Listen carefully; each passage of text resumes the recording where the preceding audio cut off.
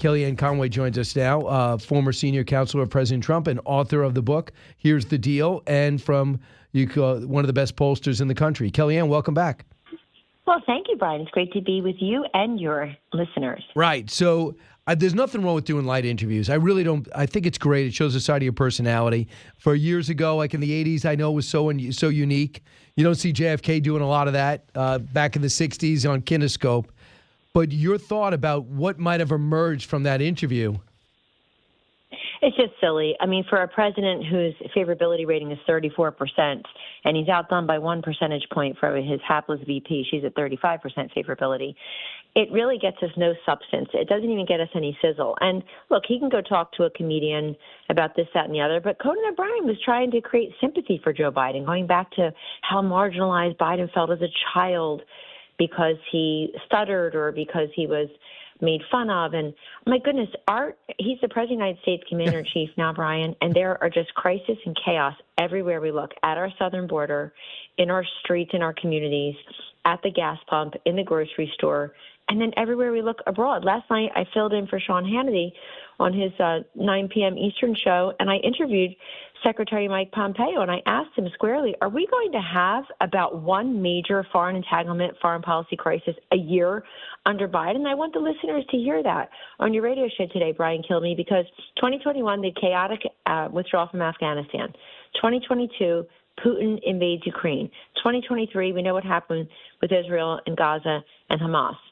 2024, we may have China, according to Xi Jinping, casually mentioning to Biden, by the way, I'm going to reunify Taiwan, which we would use a different verb, militarily invade. And so this is what's going on for the guy who former Obama Pentagon chief Bob Gates in 2014 warned us all. I think Biden has been wrong on nearly every major foreign policy and national security issue over the past 4 decades.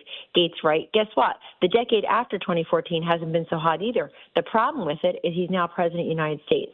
So if you're going to go on Conan O'Brien, at least have a substantive interview. Metric-wise, Joe Biden has only done 9 sit-down interviews, one-on-one interviews this calendar year. And he hasn't had a press conference to speak of in over 100 days here. Now, that's the problem I see. In his first year, he had like 7 or 8. Trump had 22, 24. That's what you need to do. I am very proud that I worked in the White House, Brian, where we had what I call the democratization of information. If you make the principals, the senior staffers, the cabinet secretaries, and indeed the president and vice president available to the public on a regular basis, the public then increases its confidence in your competence. They at least know you're transparent, you're focused on the issues of the day. You can even disagree with the commander-in-chief and the president, so long as you know what's happening. And so in the Trump White House, we tried through social media, through constant interviews. I think I was with you on Fox and Friends at least once a week, all through those 4 years. Brian, why? Because we want to make sure that people who aren't billionaires, who don't have access to politicians and government officials and highfalutin postgraduate degrees, have the same access to information at the same time as everyone else. And that's the democratization of information. That's all been lost. Joe Biden can't even speak to the press.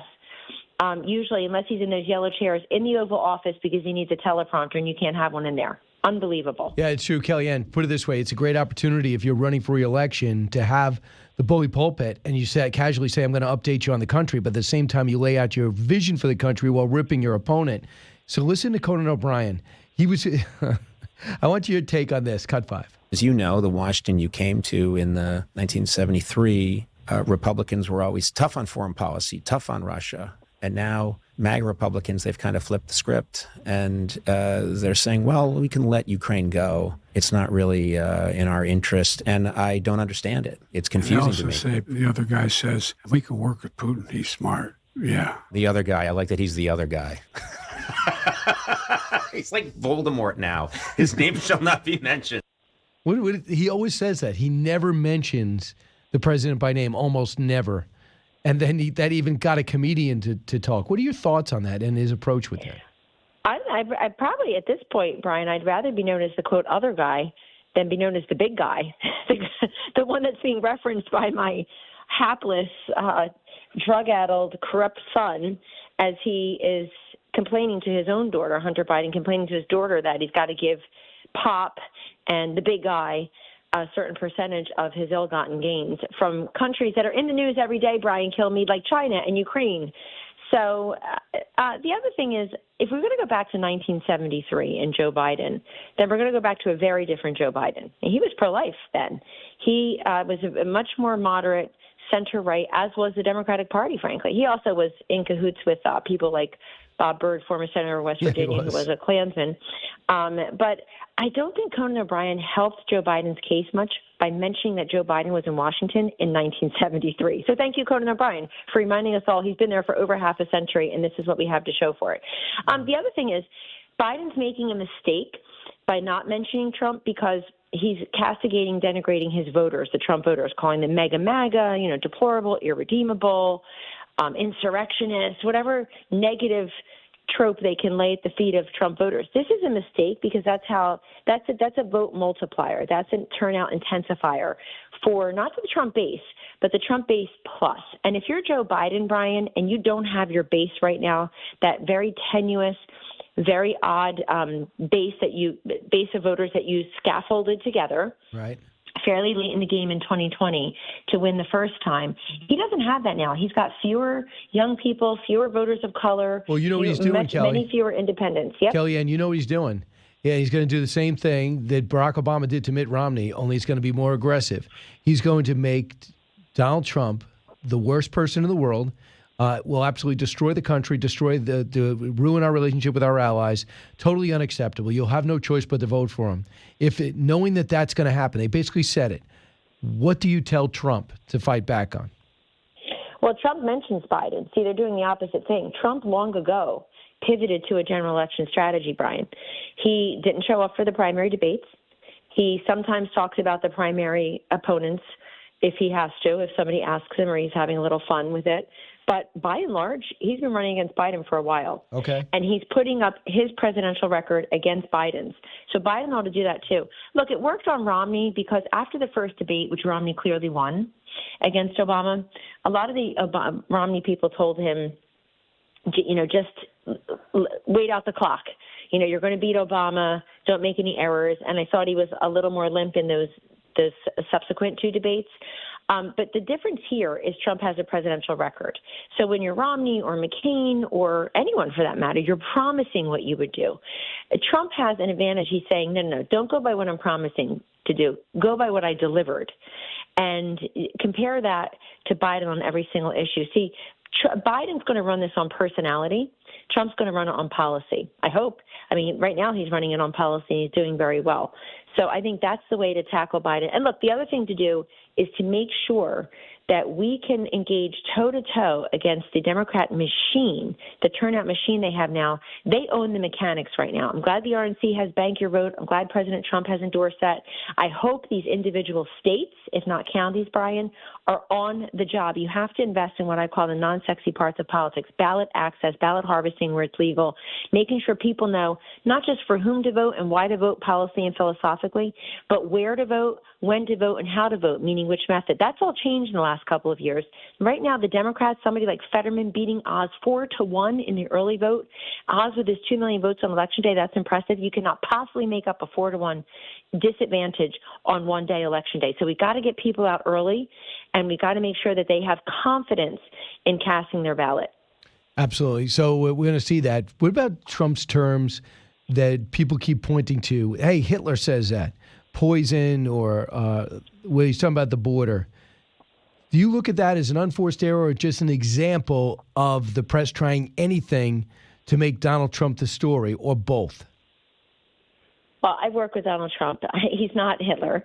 I don't think imploring or ever mentioning certain words and figures is advisable. But I'll say this. The second part of what you said is important. The media, of course, they're going to do anything to get rid of him because they have no shame. None of them ever lost their jobs for getting 2016 so achingly wrong. I mean, it's just embarrassing. They all embarrassed themselves. No one lost their jobs. That's not what happens in the mainstream media. So here they are 8 years later thinking they got rid of this guy. They impeached him twice at January 6th and all these indictments, and here he is. He's beating Biden in all the swing states. Nationwide polling, sure, but that's less relevant than the swing state polling. So sure, they'll say and do anything they can. Here's the rub.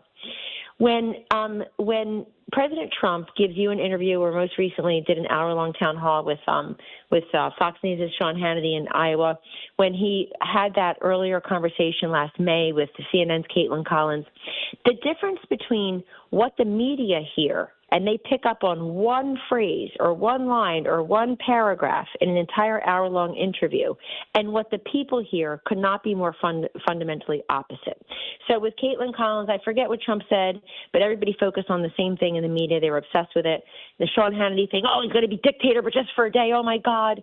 He's going to put people in jail and destroy democracy and all sundry list of nonsense. What the people heard was drill, baby, drill, and fewer regulations and lower taxes and more solid justice, more judges on our federal courts who believe in the Constitution, won't do what the Colorado Supreme Court just did.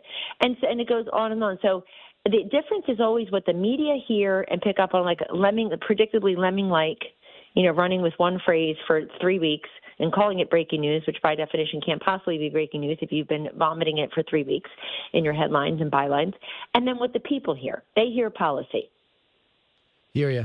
Kellyanne, right now, if you look at Iowa, the president's up considerably. But in New Hampshire, even though he's got a lead, you see Nikki Haley basically doubling where she was 6 weeks ago, 2 months ago. How would you gauge the Governor Haley threat to Trump?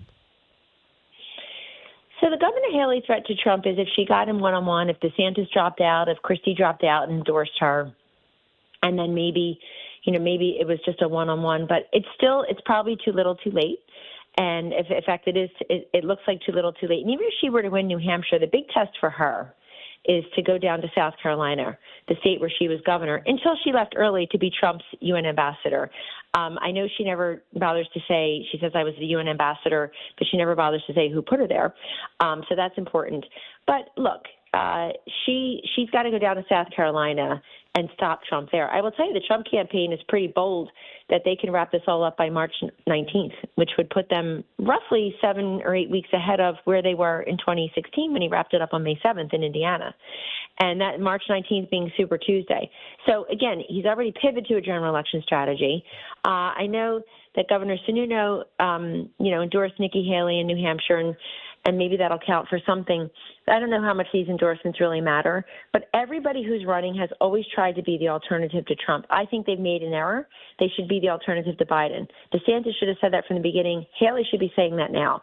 They still seem just a little too focused on Trump. You say, well, Kellyanne, they have to beat him in the primary. Got it. I understand how these things work. But the way that I think that they would have been able to just strike a little bit more gold had they made this about Biden and done the one-on-one against Biden. Because let's face it, the Republican primary electorate, which includes a lot of independents in these states where they qualify to vote, cross over and vote, Brian, that's solidly for Trump. And I think that they're struggling to get enough to animate and electrify enough of the Republican primary electorate base that they haven't even tried to move over and get some of those swing voters who voted for Biden. I'll say this. There are a lot of people who voted for Biden who are going to vote for Trump in a general election. Right. I can't think of many Trump voters who are going to vote for Biden. And that's really the problem here. And I think that's what people are looking at. They're saying the electability argument that was supposed to help DeSantis, was supposed to help Nikki, it's gone. It's totally gone. And that's the thing that was always supposed to be vexing and perplexing to Trump. Kellyanne, are you hosting for Hannity tonight?